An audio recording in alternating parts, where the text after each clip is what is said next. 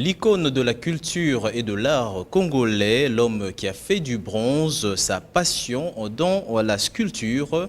Il s'agit là de feu grand artiste Alfred Liolo qui a été honoré à travers ses œuvres d'art qui ont été exposées lors de la journée porte ouverte dans sa résidence privée. Une organisation de la Fondation Liolo. Images et commentaires.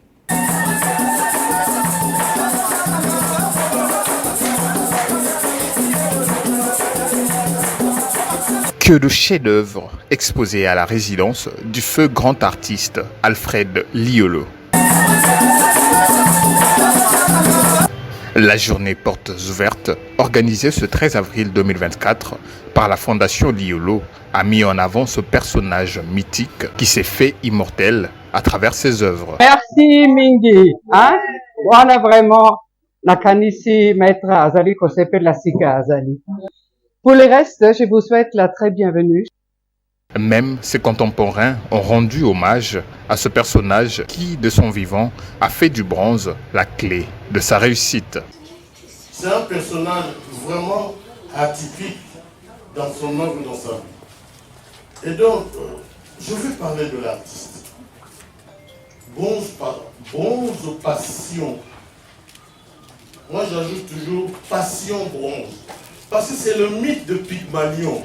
Parmi les principaux combats de la Fondation Liolo, rendre cette résidence un musée privé où la promotion de la culture congolaise sera fortement mise en avant.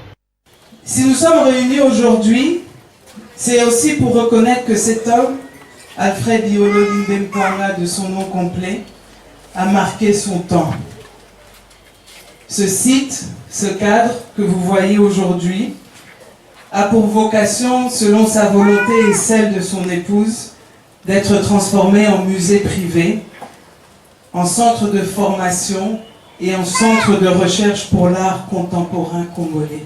Cette journée s'est poursuivie par une visite guidée sous la conduite de Mioto Liolo, une des filles de l'illustre disparu.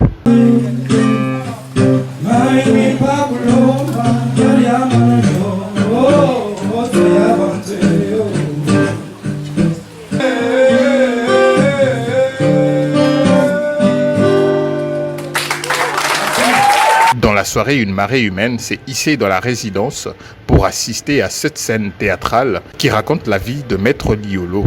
La soirée a été agrémentée par la projection des films et d'un documentaire qui parle des témoignages des membres de la famille du feu Maître Liolo qui a quitté la terre des hommes en avril 2019, laissant plusieurs œuvres artistiques qui font de lui un immortel de la culture